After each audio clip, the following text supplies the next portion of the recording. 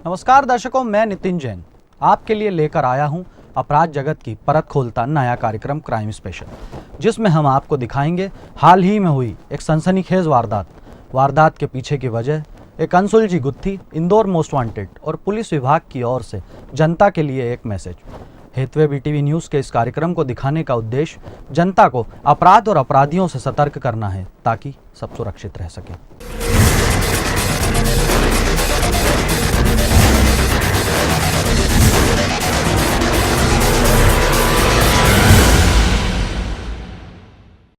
सबसे पहले नजर डालेंगे इस बार की सनसनी पर। इस बार की सनसनी बनी MY अस्पताल में कैदी की हत्या। इस वारदात ने न सिर्फ पुलिस महकमे की नींद उड़ा दी, बल्कि सरकारी अस्पतालों में सुरक्षा के नाम पर फूंके जा रहे जनता के रुपयों के बेजा इस्तेमाल का भी खुलासा कर दिया। 21 जुलाई की अलसुबह सो रहा था शहर, सो रहा था MY अस्पताल। मरीज व परिजन भी सो रहे थे, लेकिन वो डॉक्टर के भेष में आया और चला दी एक मरीज पर गोली। डॉक्टर बनकर आया हत्यारा, लेकिन उससे हो गई चूक। मारना था किसी और को, मार दिया किसी और को।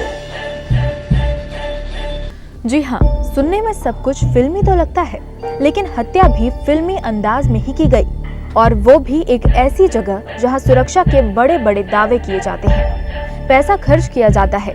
जी हाँ, हमारा इशारा है जिले और प्रदेश के सबसे बड़े अस्पताल MYH की ओर, जहां 21 जुलाई को तड़के 4 से सवा 4 बजे के बीच कैदी रामदयाल की वार्ड में घुसकर बेड पर सोते में गोली मारकर हत्या कर दी गई।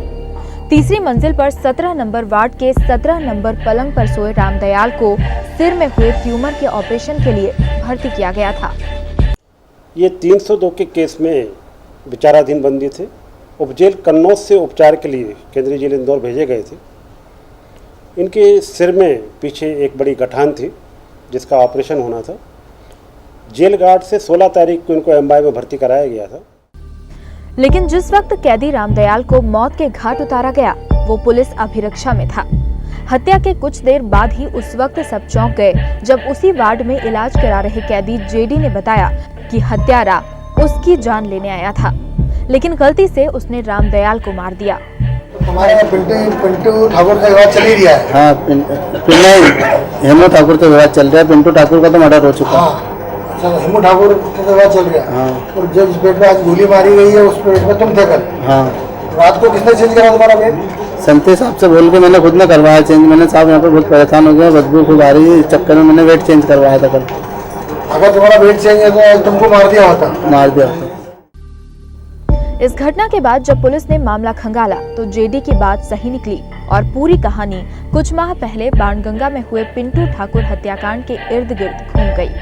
दरअसल पिंटू ठाकुर की 2013 के अगस्त माह में JD और उसके 5 साथियों ने एक ढाबे पर हत्या कर दी थी, और चूंकि ठाकुर का परिवार बाणगंगा इलाके का रसूखदार परिवार है, तभी से वो JD को मारने के लिए मौका ढूंढ रहा था। JD की जमानत नहीं होने की वजह से ठाकुर परिवार को मौका नहीं मिल रहा था, और यही वजह रही कि उन्होंने पहले JD को कोर्ट परिसर में मारने की योजना बनाई, फिर बाद में मौका नहीं मिलने पर उसे अस्पताल में मारने का प्लान बनाया।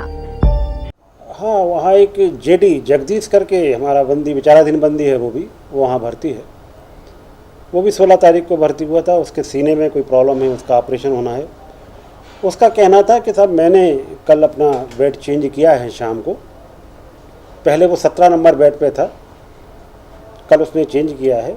और जो बंदी की हत्या हुई है या जिसकी मृत्यु हुई है, वो बंदी 18 नंबर पे था और कल शाम को 17 पर वो शिफ्ट हुआ है। इस हत्याकांड के आधा दर्जन आरोपी पुलिस हिरासत में हैं, और साथ ही 2 मुख्य आरोपी चिंटू ठाकुर और शूटर रितेश फरार हैं, जिन पर DIG राकेश गुप्ता ने 10-10 हजार का इनाम रखा है। बहरहाल इस हत्याकांड ने शहर से लेकर प्रदेश स्तर तक जिम्मेदारों को हिलाकर रख दिया। वजह थी घटना का तरीका, जिसने MY अस्पताल में सुरक्षा व्यवस्था का मखौल उड़ाकर रख दिया। दरअसल MY अस्पताल सुरक्षा के नाम पर लाखों रुपए खर्च कर रहा है और असुरक्षित भी है। इस हत्या के बाद सबसे ज्यादा मजाक बने वो 60 से ज्यादा CCTV कैमरे, जिनकी रिकॉर्डिंग की कोई व्यवस्था नहीं थी और साथ ही वो गार्ड जिनका होना न होना बराबर रहता है। इन्हीं सब बातों ने एमवाय अस्पताल को फिर एक बार प्रदेश स्तर पर सुर्खियों में पहुंचा दिया। अब बात इस बार की अनसुलझी गुत्थी की। वैसे तो अपराध के बारे में कहा जाता है कि वो अपने पीछे सबूत छोड़ जाता है, लेकिन कभी कभी कुछ वारदातें पुलिस को भी हैरान कर देती हैं और मामले लंबे समय तक अनसुलझे रह जाते हैं। ऐसी ही एक अनसुलझी गुत्थी है सिंदोड़ा हत्याकांड। 7/9/2013 गांव सिंदोड़ा। रक्त रंजित युवक बेसुध मिला।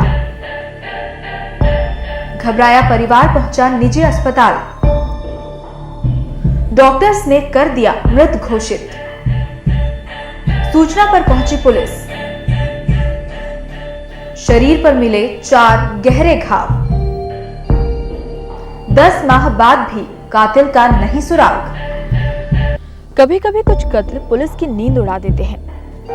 ऐसी ही कुछ कहानी है चंदन नगर थाना क्षेत्र के सिंदोड़ा में रहने वाले नीलेश दर्जी के अंधे कत्ल की, जो आज 10 माह बाद भी अनसुलझा है। अफसरों का दावा है कि वो जल्द मामला सुलझा लेंगे। दरअसल 35 वर्षीय नीलेश दर्जी अपनी पत्नी माता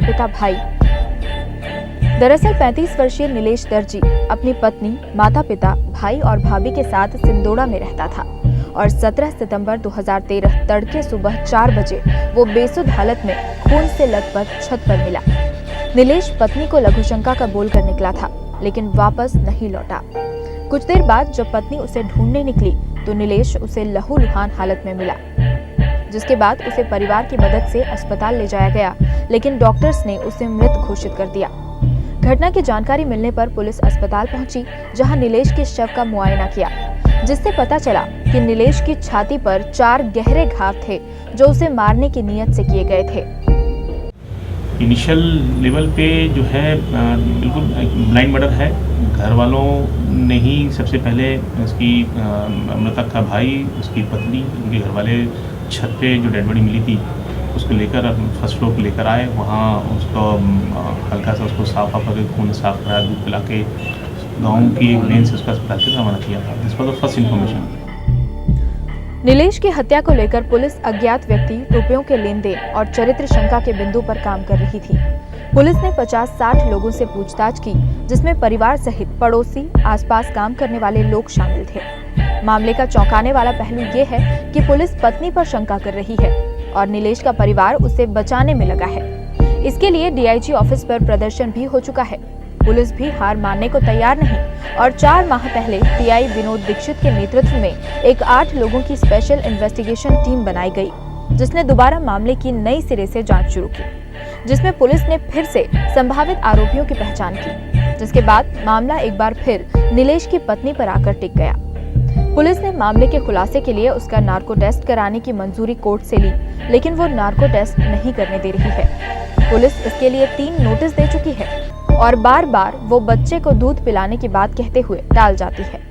वेरिफिकेशन करने के लिए हम लोगों ने एक टेक्निकल टूल जो कि नार्को टेस्ट हम लोग का उपलब्ध है, उसके लिए प्रयास किया। तो इसकी वाइफ जो है नीलेश की, वो सबसे पहले तैयार हुई नार्को टेस्ट से निकली। जो ऑफिशियल प्रोसेस होता है वो ऑफिशियल प्रोसेस पूरा कर लिया गया है। जुडिशल इंटीमेशन से लेकर सारी चीज़ हो गई, पर चूँकि नीलेश की वाइफ जो है, मृतक नीलेश की वाइफ जो वो बच्चे को जो है फीडिंग करा रही थी, इसलिए नार्को टेस्ट हो नहीं पाया। जैसे ही फीडिंग बंद होगा तो उसके नार्को टेस्ट कंप्लीट कराने के बाद जब नार्को लेवल पर ले आकर जो स्टेटमेंट होंगे, तो जो हम लोग कुछ गैप मिल रहे हैं 5-6 संदेहों के, वो गैप फुलफिल हो जाएंगे, तो definitely that will lead to ये जो है मर्डर जो है 100% खुलेगा। दरअसल इस मामले में पुलिस को शुरुआत से ही पत्नी और परिवार के बयान में विरोधाभास नजर आए और पत्नी और देवर ने पुलिस को गुमराह किया। इतना सब होने के बाद अब भी पुलिस के पास कोई एविडेंस नहीं है, जिसकी वजह से कोई पुख्ता तौर पर किसी पर आरोप तय नहीं हुए हैं और ये अंधा कत्ल अब भी अनसुलझी गुत्थी बना हुआ है।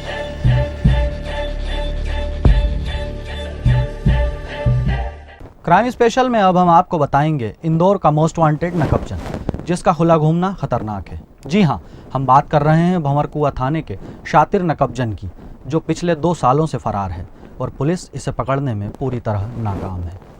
गौर से देखिए इस तस्वीर को। ये कोई मामूली आरोपी नहीं, ये है शातिर नकबचंद कान्हा बलई। कान्हा भंवरकुआ थाने का एक निगरानी शुदा नकबचंद है, जिस पर 22 से ज्यादा चोरी के आरोप हैं। थाना प्रभारी PS राणावत के मुताबिक कान्हा सूने मकान में नकुचा काटकर चोरी करने में माहिर है। कान्हा 2012 से फरार है, जिसकी भंवरकुआ पुलिस को सरगर्मी से तलाश है। राणावत ने हैथवे BTV न्यूज के माध्यम से जनता से अपील की है, यदि कान्हा नामक नकबजन कहीं नजर आए तो जल्द से जल्द भंवरकुआ पुलिस या 100 नंबर पर सूचना दें। मैं रिक्वेस्ट करना चाहूँगा जनता से कि इस अपराधी को कहीं भी कोई देखता है, कहीं भी मिलता है, कहीं तो तत्काल हमें सूचित करें, थाना भंवरकुआ सूचित करें, मुझे सूचित करें, 100 कंट्रोल रूम को सूचित करें। कभी ऐसी कोई बात होती है हम उनके लिए बड़े ऑब्लाइज होंगे यदि इस प्रकार की। हैथवे BTV न्यूज भी कार्यक्रम के माध्यम से जनता से अपील करता है कि अपराधों की रोकथाम में पुलिस का सहयोग करें, ताकि कान्हा जैसे अपराधी सलाखों के पीछे पहुंच सके। अक्सर हम अपराध होने के बाद जागते हैं और पुलिस को कोसते हैं, लेकिन कभी कभी हमारी ज़रा सी सावधानी हमें किसी भी अपराध का शिकार होने से बचा सकती है। जी हाँ, हमारे ख़ास कार्यक्रम क्राइम स्पेशल में हम आप तक पुलिस के ज़रिए वो टिप्स पहुंचाएंगे जिनके उपयोग से अपराध का शिकार होने से बचा जा सके। इस बार भंवरकुआ थाने के थाना प्रभारी प्रदीप सिंह राणावत आपको शहर में बढ़ती चेन स्नेचिंग की वारदात से निपटने का तरीका बताएंगे। महिलाएं थोड़ा सा जब सब्जी लेने के लिए और मंदिरों में जाती हैं, खास तौर से इतना सा ध्यान रखें उस समय कि उनके आसपास जो मोटरसाइकिलें निकल रही हैं वो उनको कोई फॉलो तो नहीं कर रही हैं, या वही मोटरसाइकिल वाला एक बार उनके सामने निकला और वापस सामने पीछे से तो नहीं आ रहा है, या कोई मोटरसाइकिल वाला उनके साथ तो नहीं चल रहा है। इतनी सी बात पे यदि गौर कर लिया, यदि ऐसा उनको लगता है तो तत्काल किसी दुकान पर या किसी घर के सामने या किसी पुरुष जो भी सदस्य उनके बीच में, उनके समूह में कहीं खड़ी हो जाए। अकेले नहीं चलें, और कहीं भी कहीं समूह है जिसमें कहीं दुकान पर खड़ी हो जाए तो इन घटनाओं को बड़ी आसानी से टाला जा सकता है। इस बार के क्राइम स्पेशल में सिर्फ इतना ही। खबरों में बने रहने के लिए देखते रहिए हैथवे BTV न्यूज़।